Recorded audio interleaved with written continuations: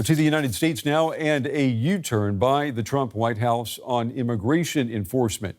The U.S. Border Chief Tom Homan has announced an end to the immigration crackdown in Minneapolis. Operation Metro Surge sent roughly 3,000 armed ICE agents into the city last month. The deployment was marked by mass detentions, and it set off widespread protests as 2 demonstrators were shot dead by federal agents.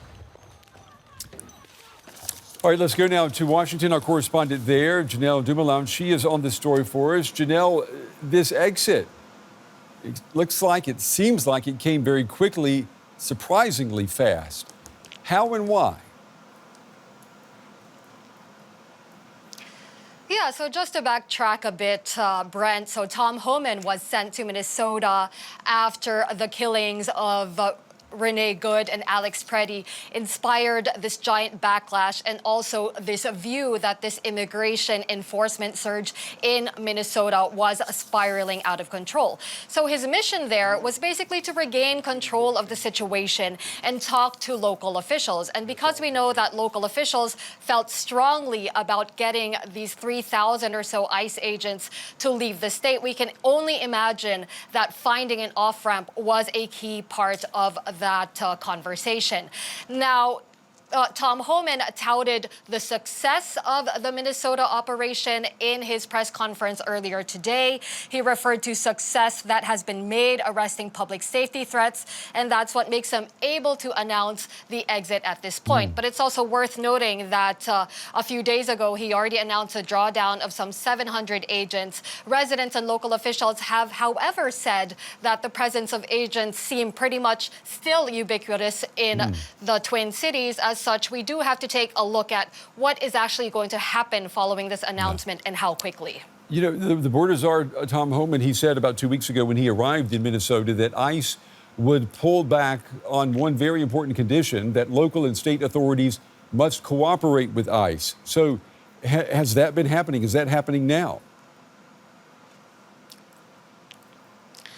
Increased cooperation with local officials was one of the things that Tom Homan touted in his press conference earlier, although it is worth noting that he did not get everything he wanted on that front. For example, he had it as his goal to get city and state jails to hold on to undocumented inmates beyond their scheduled release dates so that ICE may be able to access them more easily. So he didn't get that. But what he said he did get was an agreement from the local jail officials that those release dates would be communicated and that ICE would be able to apprehend these undocumented people while they're being released. So that's one example. But the exact conditions and agreements that were made with the local officials and how how comprehensive they are, those have not yet been made clear. And I want to just be clear on this, Janelle. ICE leaving Minneapolis and Minnesota, does that mean all undocumented migrants are accounted for in the state? To be clear, what is supposedly ending is the immigration enforcement surge. So what is ending is the presence of those 3,000 or so federal agents in the Twin Cities.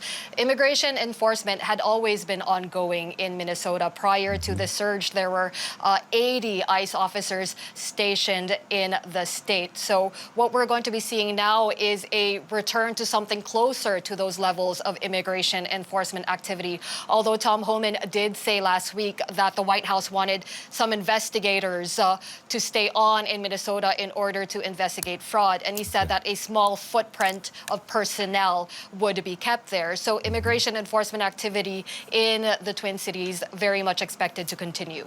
Okay, our very own Janelle Dumalaon with the latest from Washington. Janelle, thank you.